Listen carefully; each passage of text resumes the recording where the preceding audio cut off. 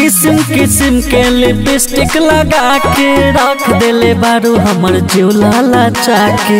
अच्छा रोगो कम नहीं। अरे किस्म के लिपस्टिक लगा के रख देले बारू हमर जिउला चाके। हर घर ओठावा चुमे के कर मन तो कहेलू पिया तंग करीला कि राजा जी होठ में के चुमा वह पसंद करेला नहीं दिले तो खाए दिल बंद करेला।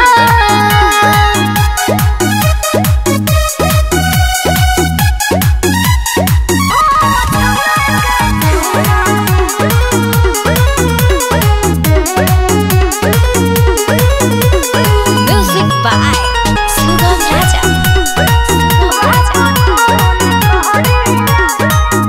अतना सिंगार जदि करबू हो के कर मन नहीं डोली।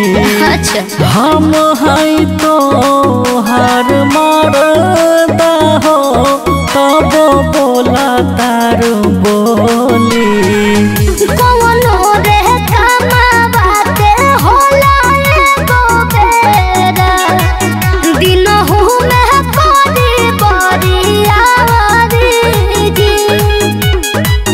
नहीं कोनो काम रउआ बैठल बैठल सूझेला कहरिले बंदई के वारी जी।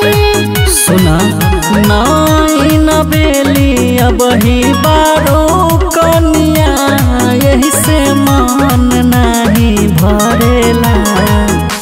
कि राजा जी होठ में के चुमा पसंद करेला नहीं दिले तो खाए दिल बंद करेला।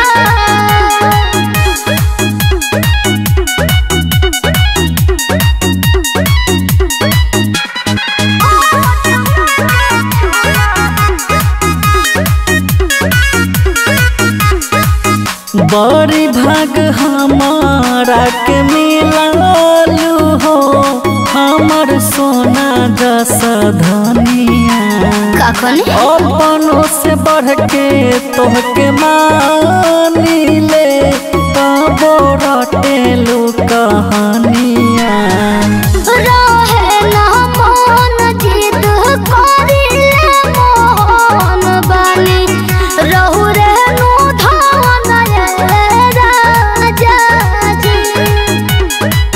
भागीरथ पाठक जनी बनी ढेर घातक भरी ना बेरी बेरी पाजा जी।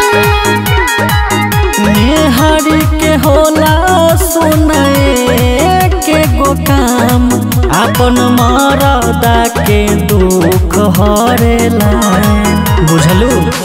कि राजा जी हो